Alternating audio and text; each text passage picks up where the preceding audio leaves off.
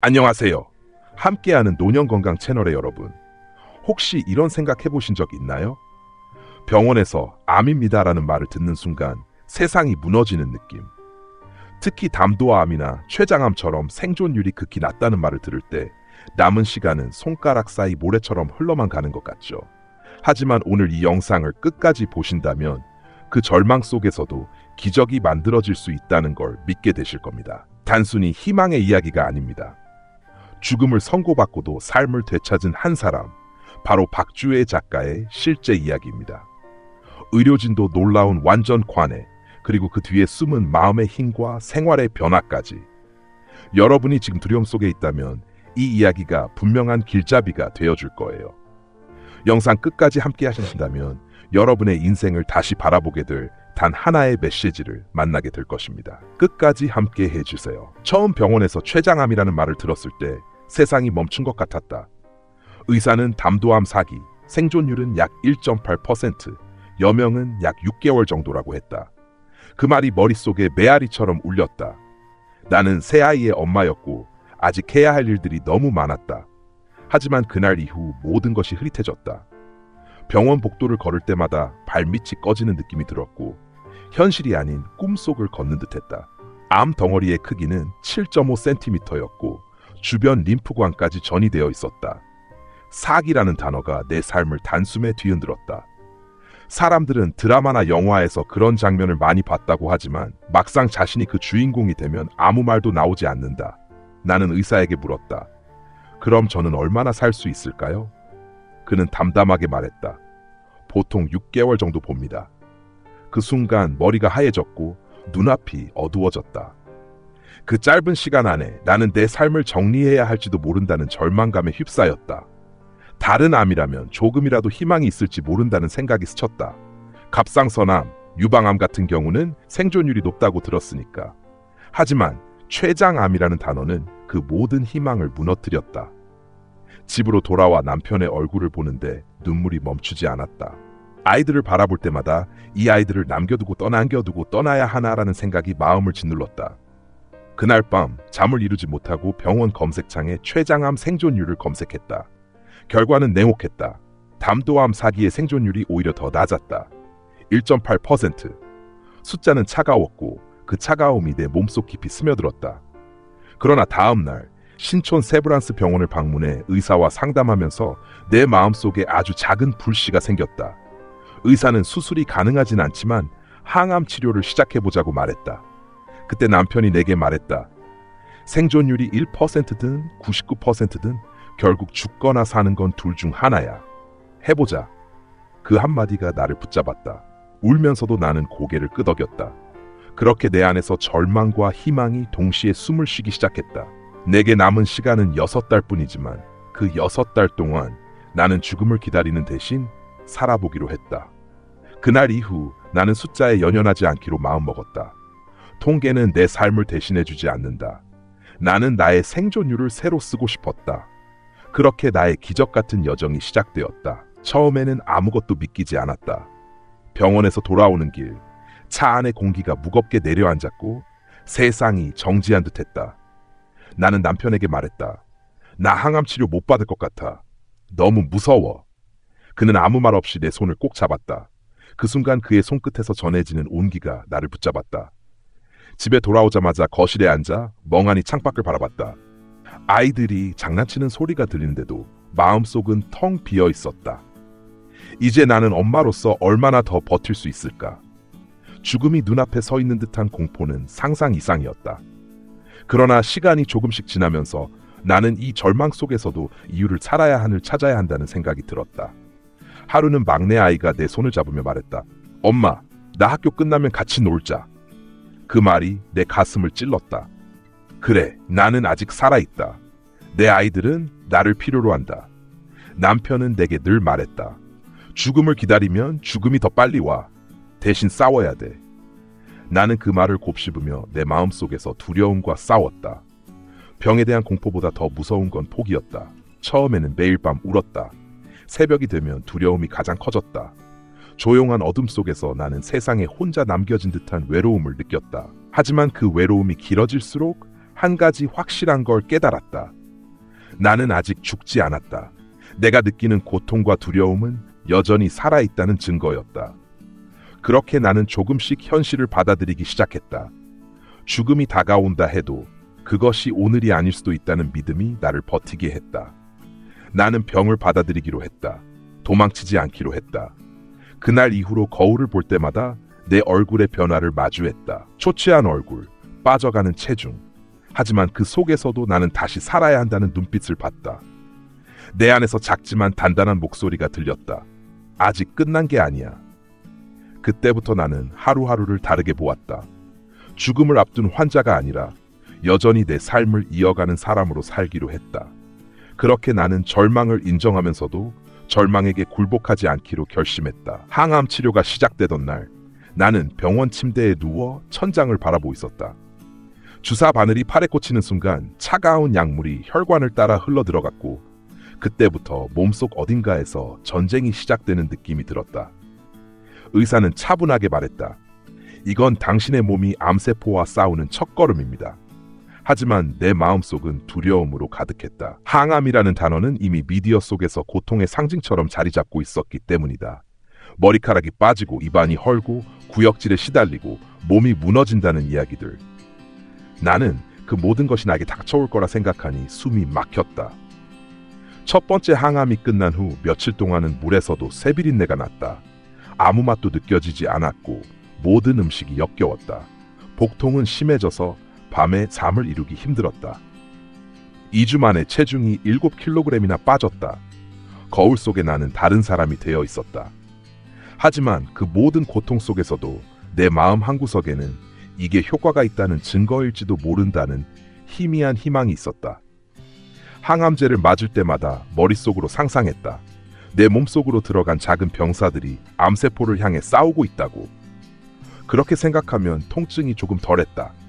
남편은 병실에 와서 내 손을 잡고 말했다. 이건 네가 살아있다는 증거야. 싸우고 있으니까 아픈 거야. 그 말에 나는 다시 눈을 감았다. 항암 치료는 단순히 약을 맞는 과정이 아니라 생명을 붙잡기 위한 전투였다.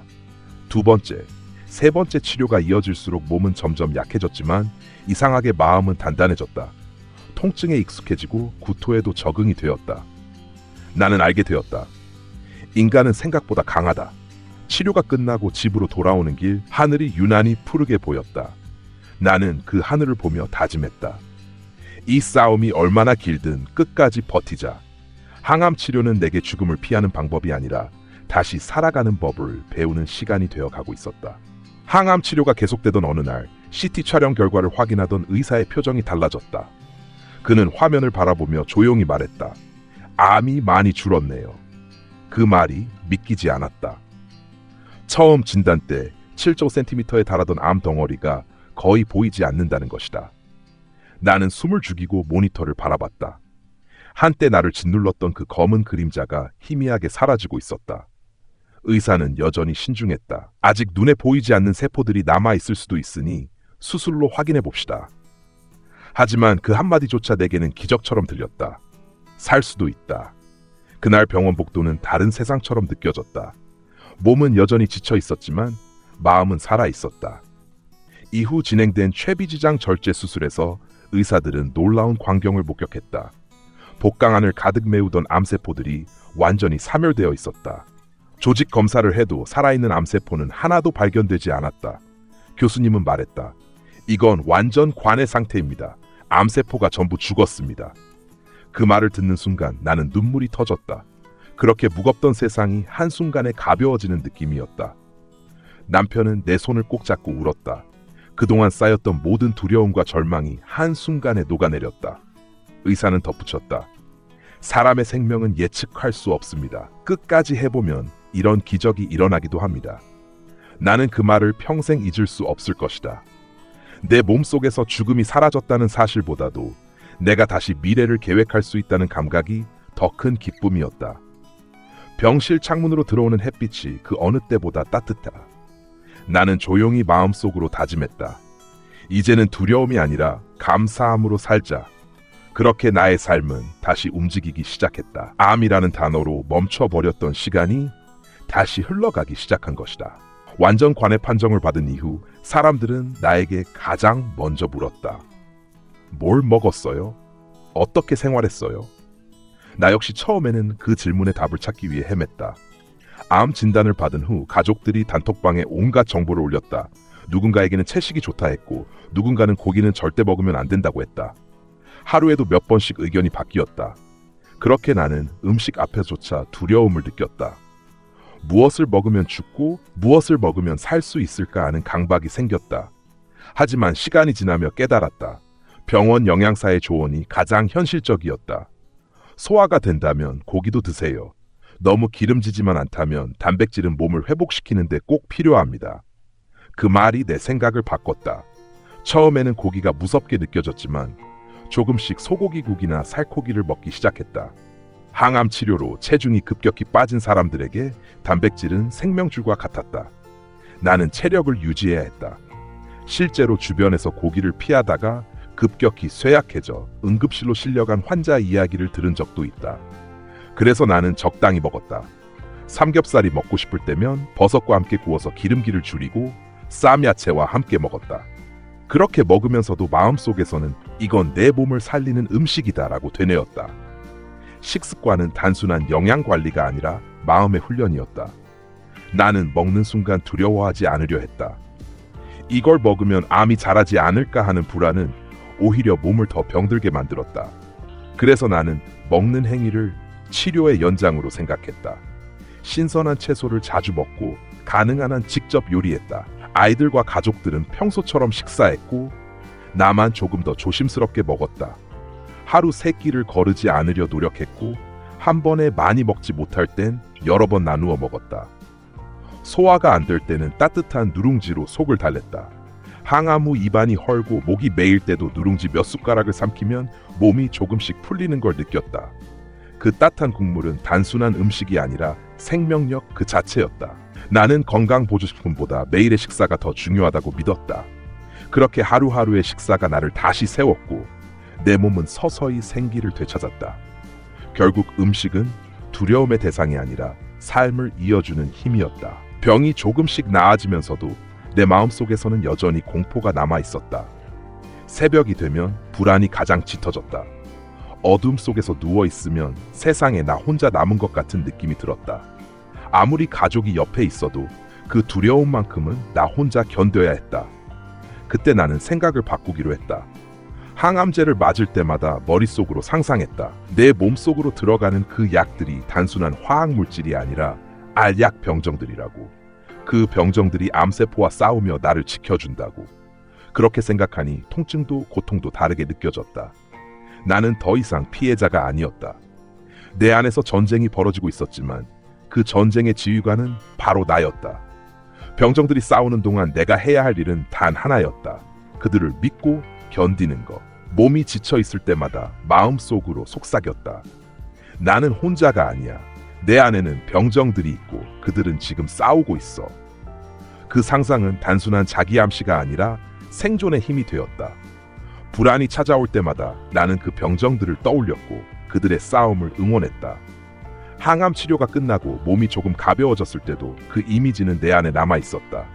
두려움 대신 감사함을 느꼈고 절망 대신 생의 의지를 키웠다. 사람들은 흔히 암 환자에게 긍정적인 마음이 중요하다고 말하지만 그건 단순히 마음을 다잡는다는 뜻이 아니다. 내 경우에는 그것이 생존 전략이었다. 나는 내 감정을 통제하기 위해 스스로 이야기를 만들었고 그 이야기가 나를 살렸다. 그렇게 나는 두려움과 싸우는 방법을 배웠다. 공포를 없애는 게 아니라 공포와 함께 사는 법을 익히는 것이었다. 그리고 그 마음의 훈련은 약보다도 강력한 치료가 되었다. 몸이 회복되기 시작하자 나는 다시 일상을 떠올렸다. 병원 침대에 누워있을 때는 그저 하루를 버티는 것이 목표였지만 이제는 살아간다는 감각이 돌아왔다. 어느 날 아침 창문을 열고 들어오는 공기를 마셨는데 그 냄새가 너무나도 선명하게 느껴졌다. 마치 세상이 새로 태어난 것 같았다. 나는 내 삶을 다시 정리하기 시작했다. 아침에 일어나 가족을 깨우고 아이들 도시락을 챙기고 간단한 아침 식사를 하며 남편과 이야기를 나누는 평범한 순간들이 내겐 기적처럼 느껴졌다. 병이 사라졌다는 기쁨보다 더 큰 건 다시 평범하게 살 수 있다는 사실이었다. 컨디션이 좋은 날에는 스스로에게 물었다. 나 지금 왜 이렇게 집에만 있을까? 다시 일하러 나가야 하지 않을까? 그렇게 조금씩 세상과의 연결을 되찾았다. 병이 내 삶을 완전히 끊어버린 것이 아니라 잠시 멈춰 세웠다는 걸 깨달았다.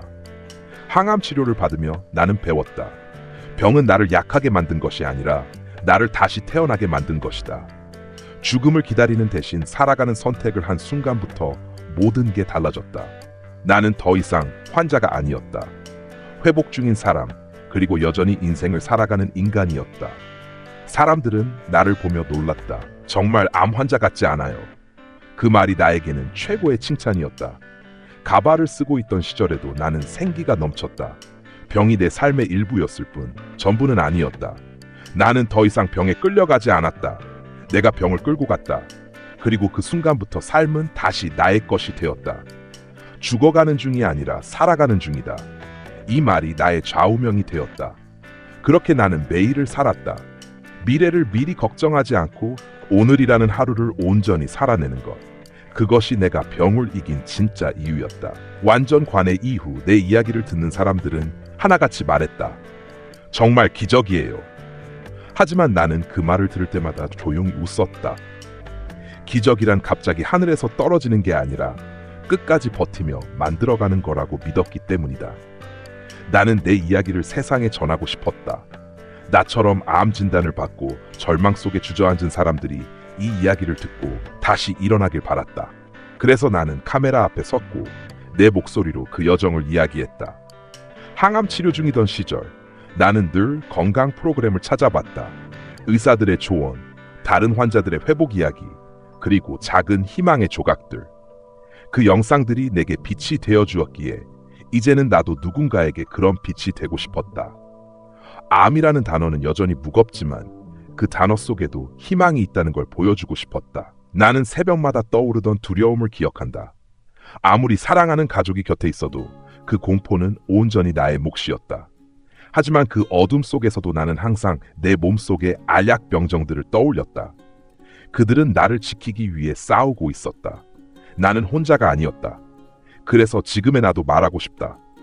두려움에 지지 말라고, 아직 끝난 게 아니라고, 그리고 자신을 믿으라고. 치료 과정은 분명 고통스럽지만 그 고통 속에서 인간은 다시 태어난다. 의사와 환자, 가족이 함께 희망을 놓지 않는다면 생명은 끝까지 버텨준다. 내가 걸어온 길은 절망의 여정이 아니라 희망의 증거였다. 나는 병을 통해 삶의 본질을 배웠다. 살아있다는 것은 단지 숨을 쉬는 것이 아니라 사랑하고 감사하고 싸우는 일이라는 걸. 그래서 나는 지금도 말한다. 포기하지 마세요. 희망은 결코 당신을 떠난 적이 없습니다. 오늘 영상이 여러분께 작은 희망이 되었길 바랍니다. 함께하는 노년건강 채널은 언제나 여러분의 삶과 건강을 지키기 위해 진심을 다하고 있습니다. 어떤 병이든 어떤 상황이든 포기하지 마세요. 우리 함께라면 극복할 수 있습니다. 구독과 좋아요는 여러분의 건강 여정에 큰 힘이 됩니다. 다음 영상에서도 더 따뜻하고 유익한 이야기로 찾아뵙겠습니다. 지금까지 함께하는 노년건강이었습니다. 감사합니다.